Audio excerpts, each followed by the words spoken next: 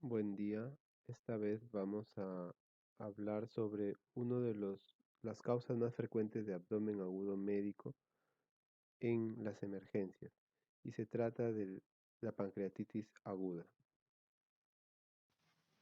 Aquí presentamos el resumen de los contenidos de los que se va a tratar en esta sesión.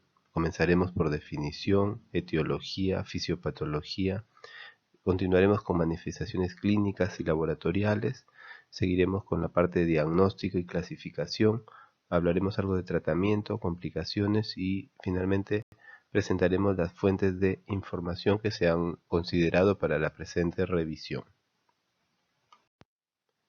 Definición: pancreatitis aguda se refiere al proceso inflamatorio agudo que afecta al páncreas, a los tejidos peripancreáticos y/o a los sistemas orgánicos. Es una enfermedad heterogénea cuyo rango va desde una pancreatitis leve hasta una extensa necrosis con compromiso sistémico e incluso riesgo de muerte para el paciente. En cuanto a las causas de pancreatitis, mundialmente se dice que las causas más frecuentes son dos: la causa biliar, por presencia de cálculos en la vesícula biliar que migran a través del colédoco y van a obstruir conjuntamente la salida del colédoco con el wirsum y produciendo una éstasis de la secreción pancreática y desencadenando la pancreatitis. Y la otra causa muy frecuente, la refieren como con la misma frecuencia de la pancreatitis biliar, es el consumo excesivo de alcohol, ya sea en forma aguda o forma crónica. Y dentro del 20% de las otras causas tenemos una gran lista de agentes causales de pancreatitis. Sin embargo, en nuestro medio lo que predomina principalmente es la patología biliar como causa de pancreatitis. Por ejemplo, tenemos aquí un reporte nacional hecho en el 2011, donde se reporta como frecuencia de pancreatitis aguda biliar grave, más del 60% de pacientes, la alcohólica menos del 10%, y otras causas como dislipidemia idiopática, post procedimiento endoscópico o asociado a otras enfermedades sistémicas.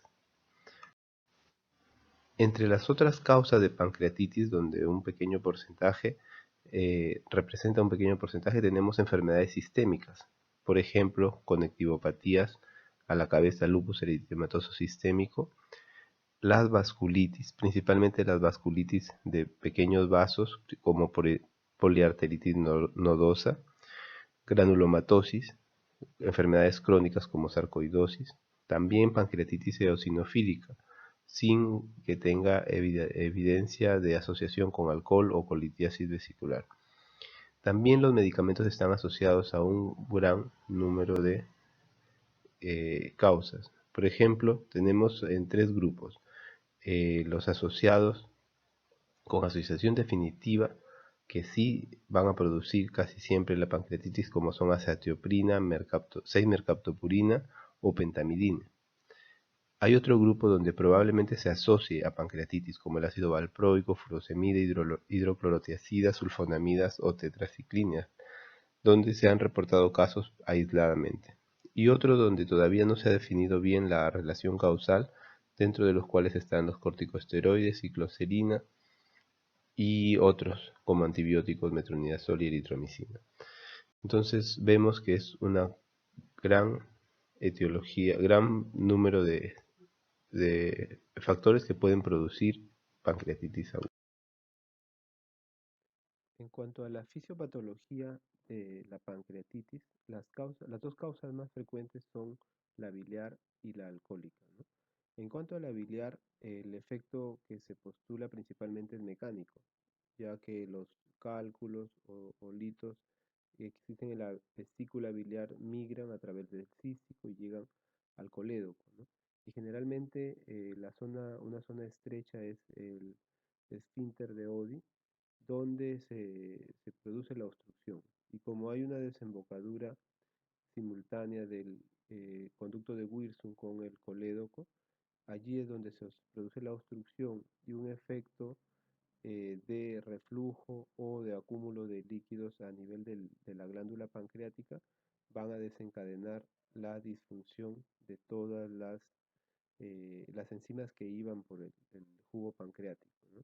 Y en lugar de ir, que en este nivel estaban como proenzimas, en lugar de ir hacia el duodeno y hacer su efecto sobre la digestión, este acúmulo va a producir que se activen ellas mismas y comienzan a digerir el mismo tejido pancreático y producen la inflamación y todos los cambios que se pueden ver en pancreatitis. El efecto, que es el efecto por el alcohol, generalmente se asocia a una sensibilización de las células acinares del páncreas. Esto genera liberación de citoquinas y activación de las proenzimas o del zimógeno que estaba contenido dentro de las mismas células, ¿no? También se asocia a metabolitos tóxicos por el alcohol en sí que circula a nivel sanguíneo o por alteraciones del flujo o de la irrigación de la glándula en sí, ¿no? Entre otros factores menos importantes están el esfínter, el espasmo en el esfínter de Oddi y también la estimulación de las enzimas de los efectos de los medicamentos que tienen efectos sobre la liberación de secretina, ¿no? Los efectos paracrinos que tienen ciertas sustancias a nivel intestinal. En cuanto a la manifestación clínica de la pancreatitis, el dolor es el síntoma más característico. Se presenta entre el 85 y 100% de los casos. Es uno de los dolores más intensos que puede presentar la persona y su característica es que inicia súbitamente, es relacionado a epigastrio, irradiado a veces a hipocondrio o espalda o a veces es difuso. Generalmente es de tipo urente, pero la característica es que es muy intenso y no calma con medicación asociada. Otros síntomas frecuentes son náuseas y vómitos, que pueden ser muy persistentes, que pueden llegar incluso a deshidratar al paciente. A veces también se puede presentar distensión abdominal asociado a presencia de hilio intestinal adinámico. Dentro de la exploración física, los signos frecuentemente encontrados son fiebre, taquicardia, taquipnea, puede presentarse también derrame pleural, ictericia si la etiología es de tipo biliar, y en signos más graves como hipotensión, shock, y los raros y muy raros signos de equimosis a nivel de la pared abdominal, como el signo de Cullen y de Gray-Turner, menor al 1% de los casos. Para el diagnóstico nos ayudamos con los exámenes de laboratorio y en este sentido lo más frecuentemente utilizado son las enzimas pancreáticas. Amilasa es el examen más frecuentemente usado, pero es muy sensible pero poco específico y generalmente es muy importante cuando tiene valores más de 5 veces superiores al límite normal.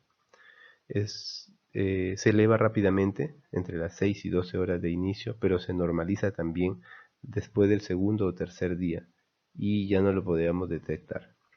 En estos casos, generalmente la lipasa es un examen más específico y tiene mayor duración, incluso hasta 8 o 14 días. Hay otros exámenes como el péptido activador tripsinógeno que puede ser más precoz, pero que actualmente no se está utilizando. Dentro de los exámenes que debemos pedir al paciente tenemos la proteína C reactiva, el lactato. De todas maneras es necesario pedir un hemograma, marcadores bioquímicos como glucosa, creatinina, un perfil hepático completo que incluya transaminasas, bilirrubinas, fosfatasa alcalina y también otros electrolitos como el calcio, sodio y potasio. Para diagnosticar pancreatitis aguda tenemos 3 criterios. El criterio clínico, donde la encabeza el dolor abdominal, criterio laboratorial, principalmente las enzimas pancreáticas, y un criterio imagenológico, que nos puede ayudar ecografía o tomografía. Sin embargo, dentro de los diagnósticos diferenciales tenemos una amplia gama. Si consideramos la amilasa como uno de los exámenes diagnósticos, tenemos que puede estar elevada en pacientes con otras patologías que no son pancreatitis, como colangitis, colecistitis, litiasis renal, úlcera péptica, embarazo ectópico y otras obstrucciones intestinales. Debemos siempre pensar en diagnóstico diferencial, como causa de dolor abdominal, las que mencionamos anteriormente, y también enfermedades crónicas a nivel del páncreas o de vesícula biliar.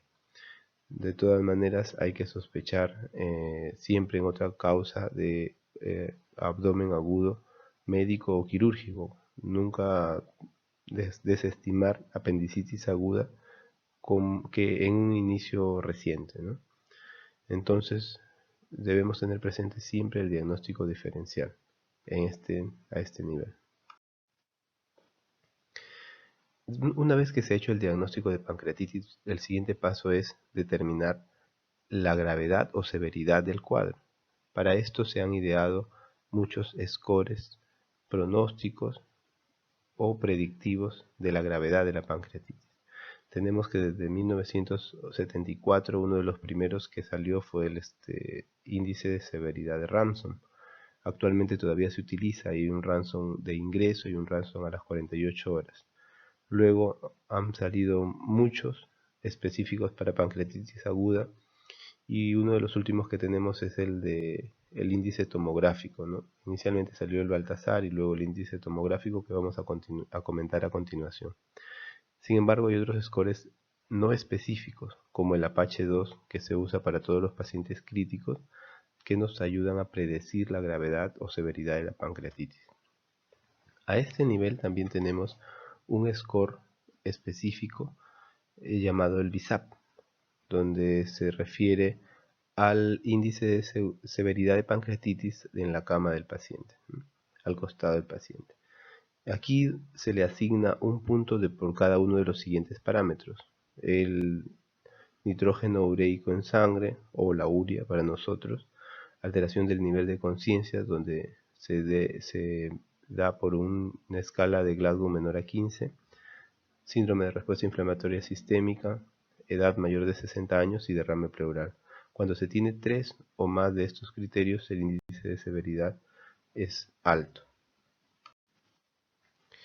Lo más utilizado es el índice tomográfico. Sin embargo, el índice tomográfico utiliza primero la escala de Baltasar, donde la catalogan en 5 niveles, desde el A con un páncreas normal, B donde hay un agrandamiento focal difuso, pero sin lesión extrapancreática.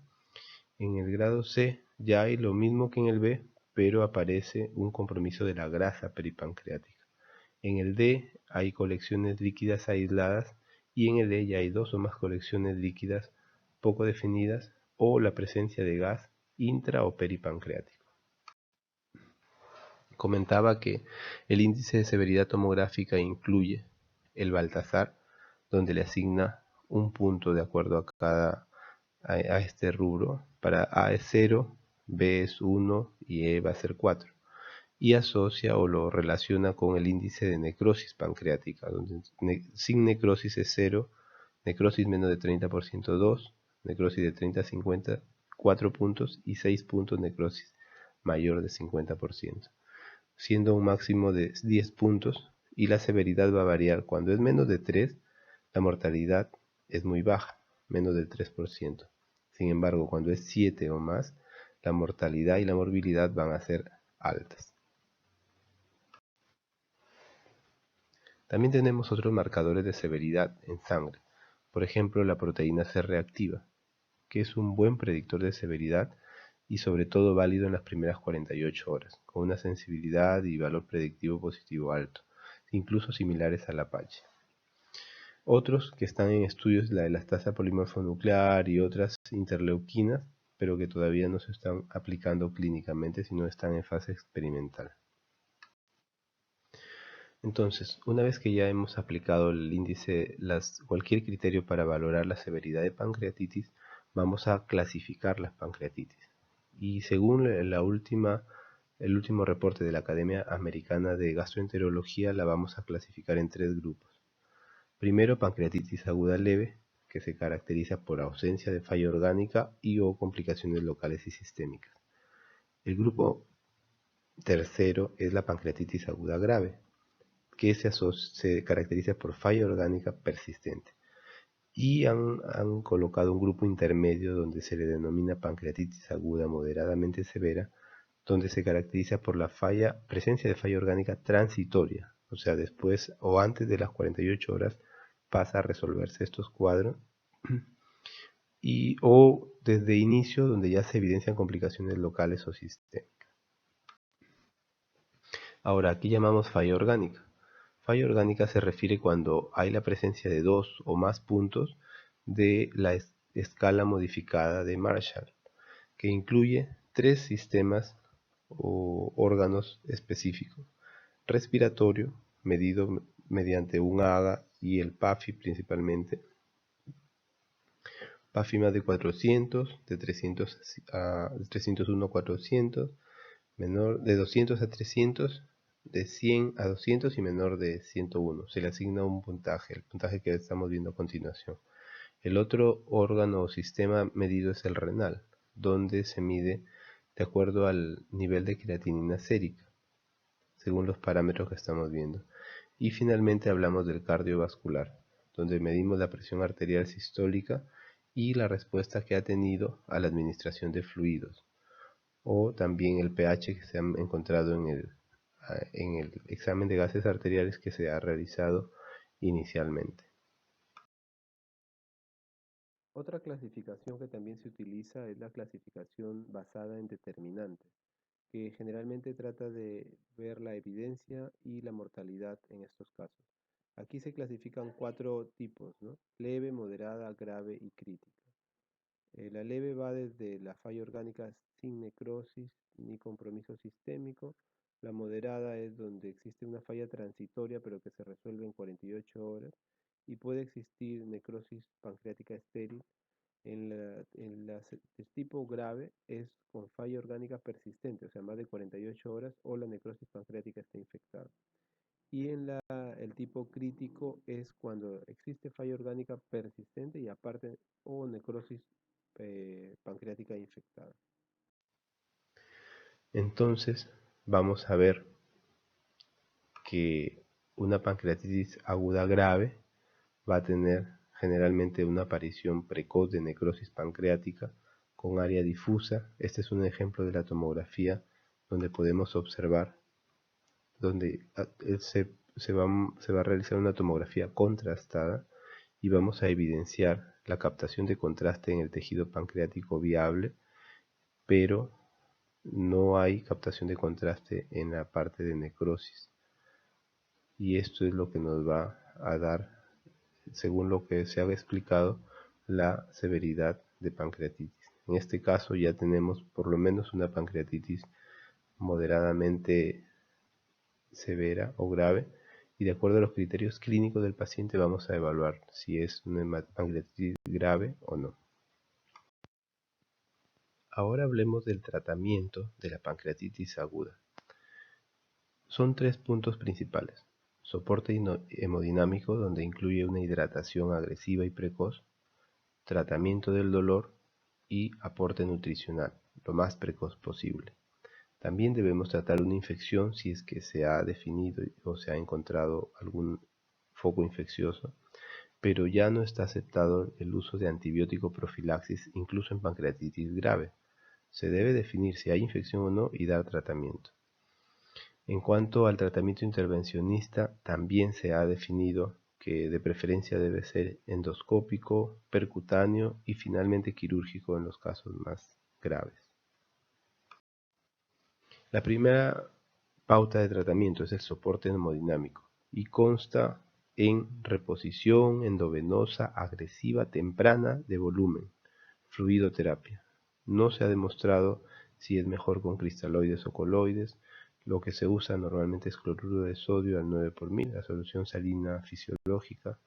Se recomienda inicialmente a ritmo de 250 a 500 mililitros por hora, excepto en pacientes con alguna patología cardíaca o renal que impidan esta fluidoterapia tan agresiva. Incluso se refiere que después por día se deben reponer 4 a 6 litros, porque existe una pérdida de líquidos, ya sea con vómitos, en la ausencia de ingesta por vía oral, pero también existe un tercer espacio, extravasación a nivel celular y a nivel intersticial. Y la causa de esto es el objetivo de esto es prevenir la hemoconcentración, porque la hemoconcentración se ha demostrado que incrementa el porcentaje o grado de necrosis a nivel pancreático. En cuanto al tratamiento del dolor, generalmente se debe hacer con opioides. Podemos usar tramadol, morfina, buprenorfina, petidina. Generalmente el dolor es muy fuerte y debemos calmarlo porque esto también produce empeoramiento del paciente. Aquí recordar que la morfina ya se ha definido que no aumenta la presión en el esfínter de Oddi y no está contraindicada como anteriormente se decía. En cuanto a los AINES, se puede utilizar, a veces se utiliza metamizol, pero generalmente cuando no hay disponibles los opioides o cuando el dolor es leve y ha calmado rápidamente. Y el tercer punto más importante del tratamiento es el aporte nutricional. De inicio se deja en NPO al paciente, nada por vía oral, pero debemos siempre evaluar el reinicio de la nutrición lo más precoz posible. Y entre la nutrición enteral y la nutrición parenteral se ha demostrado que la enteral es mejor porque previene la translocación bacteriana, menor frecuencia de infecciones y disminuye la frecuencia de falla multiorgánica. ¿Cuáles serían los signos o síntomas para iniciar la nutrición? Uno, disminución del dolor, y lo otro, presencia de ruidos hidroaéreos, o sea, ausencia de hilio adinámico. Y esto simplemente nos sirve para tener un parámetro clínico para reiniciar la vía oral. Les decía que el tratamiento endoscópico es necesario porque se ha demostrado que la persistencia de obstrucción biliar empeora el pronóstico, aumenta la severidad del proceso y predispone a colangitis y mayor complicación y mortalidad del paciente. Generalmente se realiza una colangiopancreatografía retrógrada endoscópica más papilotomía del esfínter de Oddi en los casos antes de las 72 horas, en los casos graves donde se ha demostrado obstrucción biliar con ictericia y colangitis. Generalmente también se recomienda en los casos muy graves o con falla multiorgánica. Luego, el tratamiento quirúrgico también tiene su indicación, pero generalmente es un poco más tardío, ¿no? Cuando ya han pasado más de 2 semanas, hay una mayor mortalidad y hay complicaciones graves asociadas, como perforación o isquemia intestinal, sangrado. Y lo otro es la colecistectomía. Se ha demostrado que la colecistectomía durante el evento agudo de pancreatitis no se debe hacer porque aumentan las complicaciones. Pero una vez controlado el cuadro agudo, incluso en la misma hospitalización se dice que se debe hacer, el paciente no debe irse de alta sin haberse hecho la colecistectomía cuando la etiología ha sido biliar. La etiología de la pancreatitis ha sido biliar. Aquí tenemos un ejemplo en las pancreatitis leves.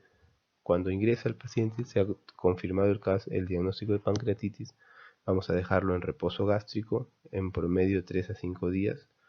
Va a haber un monitoreo de funciones, signos vitales. Solo se coloca sonda nasogástrica si hay presencia de hilio adinámico o vómitos persistentes en el paciente. Si no, no es necesario. La fluidoterapia endovenosa agresiva que dijimos, los analgésicos con opioides, solo antibiótico-terapia si hay evidencia de infección. Por ejemplo, el paciente asociado tiene una neumonía, una infección urinaria o una colangitis. Y se debe evaluar el reinicio de la alimentación oral en forma precoz. Existen complicaciones durante la evolución de las pancreatitis. Tenemos complicaciones sistémicas y complicaciones locales. Dentro de las complicaciones sistémicas tenemos el shock, ya sea hipovolémico o séptico. Insuficiencia respiratoria puede producir un síndrome de distrés respiratorio agudo. También hemorragias digestivas por una úlcera gástrica de estrés. También nos puede producir insuficiencia renal. produce una necrosis tubular aguda debido al shock, que se produce una isquemia persistente a nivel de los túbulos renales. Otras complicaciones pueden ser hepatobiliares, cardíacas y trastorno de coagulación o a nivel de obstrucción intestinal y complicaciones esplénicas. Entre las complicaciones de pancreatitis aguda tenemos muchas y dependen del tiempo en la que aparece, ¿no? Por ejemplo, aquí para comparar en el cuadro B, en el cuadro A, vemos una efusión o colección peripancreática, ¿no? Vemos la glándula pancreática pintada, un poco hiperdensa porque capta el contraste. En cambio, en la segunda, en el cuadro B, donde señala la punta de la flecha, vemos una necrosis pancreática extensa. Solo se capta contraste la parte anterior o la parte cercana a la cabeza del páncreas y el resto no capta contraste. Esa es la clásica definición de necrosis pancreática, ¿no? Luego aparece el pseudoquiste pancreático, que es una complicación que aparece ya semanas después de presentarse la pancreatitis, ¿no? Es una colección bien delimitada y homogénea, ¿no? Y luego también tenemos la necrosis pancreática, pero con un compromiso ya importante. Y todo lo que se ve acá en negro es la presencia de gas, ¿no? Y generalmente esta ya es necrosis infectada a nivel como complicaciones de la pancreatitis. El C y el D ya son complicaciones posteriores, tardías, después de la segunda o tercera semana de pancreatitis. Dentro de, por ejemplo, aquí tenemos un caso de necrosis pancreática infectada, ¿no? Aquí evidenciamos el área de necrosis donde no capta contraste. En estas flechas pequeñas sí hay una captación de tejido pancreático de contraste, ¿no? Este es un asa intestinal asociada con nivel hidroaéreo, ¿no? En este caso, esta necrosis requiere un tratamiento quirúrgico. Este es otro ejemplo de un absceso, donde hay una colección circunscrita de pus con paredes gruesas. Generalmente en esta zona no capta contraste a diferencia del tejido pancreático inferior, pero existe evidencia de gas en su interior, ¿no? Esto ya es una complicación generalmente después de las 4 semanas de la pancreatitis. El tratamiento inicial generalmente se recomienda punción guiada por tomografía, aspiración, confirmar si hay infección o no, y también sirve para drenaje percutáneo, este procedimiento. Acá tenemos un ejemplo de pseudoquiste, ¿no? Es una colección líquida encapsulada, pero el tejido o el epitelio no está epitelizado, ¿no? Y esto generalmente se presenta después de las 4 semanas. Casi la mitad de estas complicaciones van a la resolución espontánea con controles seriados cada mes o cada 2 meses, pero lamentablemente el 50% no mejora y a veces requiere también tratamiento percutáneo de evacuación. En esta imagen podemos ver un resumen de la evolución de la pancreatitis, ¿no? Les decía que la mayoría de casos de pancreatitis son solamente leves y van a evolucionar favorablemente, ¿no? La mortalidad es menos del 2% y la inflamación y las colecciones circundantes se resuelven y mejoran entre 3 a 5 días, ¿no? Sin embargo, en la pancreatitis grave, que es llamada la necrótica o necrotizante, la mortalidad sube, ¿no? Cuando hay falla orgánica transitoria puede ser todavía menos de 5%, pero cuando ya hay falla orgánica persistente está entre 15 y 20% de mortalidad. Y vienen las complicaciones, ¿no? Lo que hablábamos en diapositivas previas, que es la necrosis encapsulada, la presencia de pseudoquistes o la necrosis ya con presencia de aire, infección y complicaciones. Finalmente, para resumir la pancreatitis aguda, recordemos los síntomas principales. El síntoma principal es el dolor, enzimas pancreáticas, lipasa y amilasa. Imágenes nos pueden ayudar para confirmar el diagnóstico, ¿no? Aquí hay que tener cuidado, no a todos se toma tomografía. Tomografía se toma cuando se tiene un diagnóstico dudoso o cuando a las 48 horas el paciente no mejora, ha empeorado y queremos ver criterios de gravedad o evidenciar alguna complicación. Las normas de tratamiento son hidratación agresiva endovenosa precoz y analgesia, con opioides principalmente. Y en tercer punto sería la nutrición, reinicio de nutrición precoz. Luego que tenemos el diagnóstico de pancreatitis, vamos a evaluar la severidad. Tenemos el Apache, el score de Marshall, el BISAP o el PCR, que generalmente nos ayuda para definir precozmente la severidad de pancreatitis, ¿no? Hay clasificación de 3 tipos de pancreatitis: la leve, la moderadamente grave y la grave. Pero para criterios prácticos vamos a tener la no grave, donde vamos a tenerlas en una sala de observación. Vamos a iniciar reposo gástrico, que generalmente va de 3 a 5 días. Si mejora, reinicio de la dieta oral. Si hay litiasis vesicular, la recomendación es hacerle la colecistectomía a la brevedad, una vez que se haya resuelto el cuadro agudo, generalmente 3 a 5 días después del inicio de pancreatitis. Si es pancreatitis grave, generalmente debe ir a UCI. Vamos a también hacer la hidratación, analgesia, soporte nutricional precoz. Recuerden que la nutrición enteral total es mejor que la nutrición parenteral, pero en algunas veces cuando hay nutrición parenteral total hay que, porque no abastece el aporte o persisten los vómitos, persiste la intolerancia oral, se debe utilizar, ¿no? Pensar o evaluar la colangiopancreatografía retrógrada endoscópica al ingreso, si hay evidencia de obstrucción de la vía biliar antes de las 72 horas. Cirugía o drenaje cutáneo, percutáneo, si hay indicación, y antibióticos solo si hay confirmación de una infección, ya sea pancreática o extrapancreática. Aquí resumir parte del tratamiento, ¿no? Todos los casos de pancreatitis aguda una vez diagnosticados se deben tratar y el tratamiento inicial en todos es una restitución agresiva de líquidos, ¿no? Una resucitación con fluidos. Muy importante las primeras 24 horas.